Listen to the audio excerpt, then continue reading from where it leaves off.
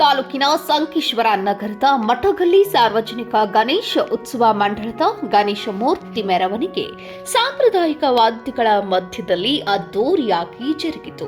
ಪ್ರಾರಂಭದಲ್ಲಿ ಅಂಕಲಿ ರಸ್ತೆಯ ಹತನೂರಿ ಮನೆತನಕ್ಕೆ ಸೇರಿದ ಆಯಿಲ್ ಮಿಲ್ನಲ್ಲಿ ಪುರಸಭೆ ಅಧ್ಯಕ್ಷರಾದ ಸೀಮಾ ಹತನೂರಿ, ಶ್ರೀಕಾಂತ್ ಹತನೂರಿ, ಸುಹಾಸ್ ಕುಲಕರ್ಣಿ, ಬಸಗೌಡ ಪಾಟೀಲ್ ಅವರು ಗಣಪತಿ ಮೂರ್ತಿಗೆ ಆರತಿ ಬೆಳಗಿ ಪೂಜೆ ಸಲ್ಲಿಸಿ ಪಟಾಕಿ ಸಿಡಿಸಿ ಪಾರಂಪರಿಕ ವಾದ್ಯಗಳಾದ ಡೋಲ್, ತಾಶ, ಲೇಜಿಮ್, ಸಂಬಳ ಬಾರಿಸುವ ಮೂಲಕ ಗಣೇಶ ಮೂರ್ತಿಯ ಮೆರವಣಿಗೆ ನಗರದ ಪ್ರಮುಖ ಮಾರ್ಗಗಳಾದ ಚನ್ನಮ್ಮ ವೃತ್ತ, ಹಳೆಯ ಪಿಬಿ ರಸ್ತೆ, ಸಂಗೊಳ್ಳಿ ರಾಯಣ್ಣ ವೃತ್ತ, ನೆಹರು ರಸ್ತೆ, ಗಾಂಧಿ ಚೌಕ್ ರಸ್ತೆ ಮಾರ್ಗವಾಗಿ ಮಠಗಲ್ಲಿಗೆ ಶಾಂತಿಯಿಂದ ಜರುಗಿತು.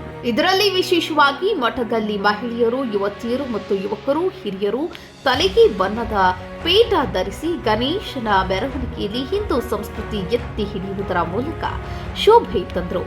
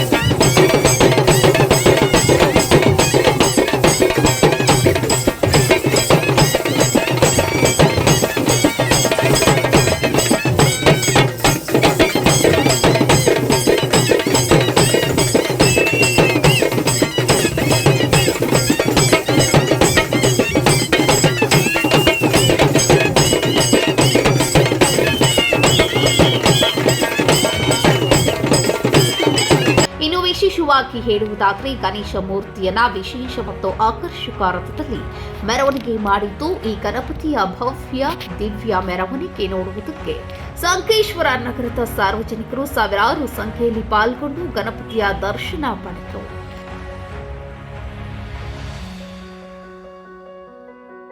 ತಾಜಾ ಸುದ್ದಿಗಾಗಿ ಎಂಟಿವಿ ನ್ಯೂಸ್ 24x7ಗೆ ಸಬ್ಸ್ಕ್ರೈಬ್ ಮಾಡಿ ಮತ್ತು ಬೆಲ್ ಐಕಾನ್ ಅನ್ನು ಒತ್ತಿ. ತಪ್ಪದೇ ಲಿಂಕ್ ಶೇರ್ ಮಾಡಿ.